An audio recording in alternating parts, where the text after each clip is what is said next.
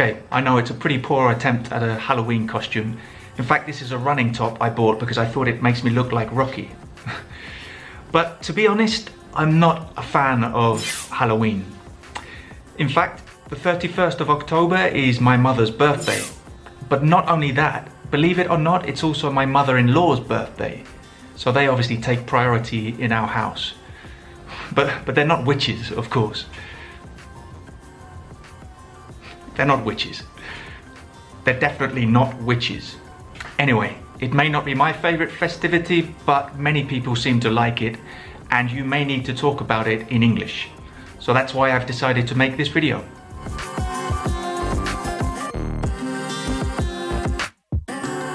Okay, let's start by looking at the word itself, Halloween. It's quite a strange word, isn't it? Well, that actually comes from All Hallows Eve. Now, hallow is another word for saint, and Eve, as you probably know from Christmas Eve and New Year's Eve, means the day before something, the day before an event. So All Hallows Eve means the day before All Saints Day, which is of course the 1st of November. So that later became Halloween. Now, a lot of the customs and traditions that we are familiar with nowadays actually come from folk traditions from Celtic countries like Scotland and Ireland and other areas of Britain. And they were originally to mark the end of the harvest season. So the harvest is when farmers collect the crops, the plants that they grow for food. It's a very important time of the year in the past. So it was to mark the end of the harvest season and the beginning of the darker time of the year. Obviously in Britain there are very dark months. And people believed that at that time of the year they were closer to the other world. So spirits and fairies would come back from the dead to try to steal their harvest and their livestock, so the animals that they were keeping for food. So they felt they had to protect their harvest and their livestock by dressing up and scaring the spirits and fairies away, so they didn't come to attack them and steal their food. Now obviously the Halloween that we know today and celebrate is really the Americanized version of Halloween. And in the United States they spend approximately $9 billion every year on Halloween. So that's $87 per person. Now that's scary. And by the way, other words for scary are frightening, terrifying, to be afraid, to be scared, to be frightened, to be terrified. So very common words at this time of the year. So let's talk about some of the typical traditions of modern Halloween. Now, very typical is to have Halloween parties. And these parties are fancy dress parties. So it's where people wear fancy dress. So these are costumes that people dress up in. So the verb is to dress up. So usually people dress up as witches, ghosts, skeletons, vampires, devils or monsters. But also you can dress up as TV characters or film characters or even real celebrities, politicians. It's very common nowadays. Another very common and typical Halloween tradition is trick or treating.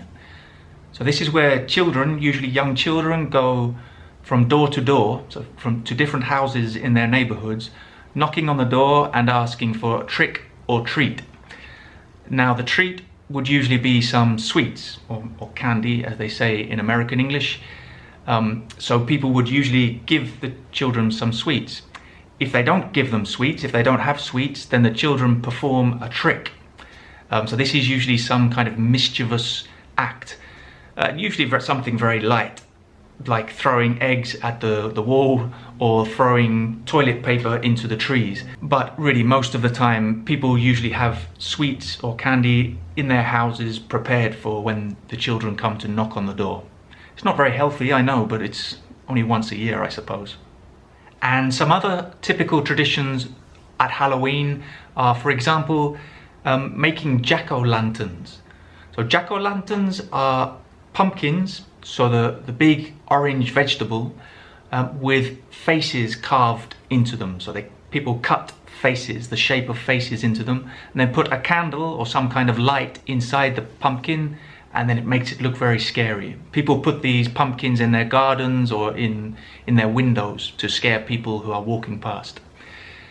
Also, sometimes people visit haunted houses. So if a house is haunted, haunted means that it's inhabited by ghosts. So it's very spooky. Spooky means sort of sinister or ghostly. It's a scary feeling generally, usually in the ambience, a spooky ambience. Now in some places they also have bonfires. They celebrate by having these huge fires called bonfires, where you put all kinds of wood, furniture, just any wood that you can find on it to make it as big as possible. And then people just basically stand around looking at the fire, maybe throwing things occasionally on the fire. And of course, another typical tradition is to tell each other scary stories. So maybe people invent stories, or maybe some famous stories from the past. And the objective is to make sure that the other people don't sleep at night, that they're too scared. They have to sleep with one eye open. Okay, do you have any typical traditions in your countries that you celebrate at this time of the year? Is Halloween popular in your countries?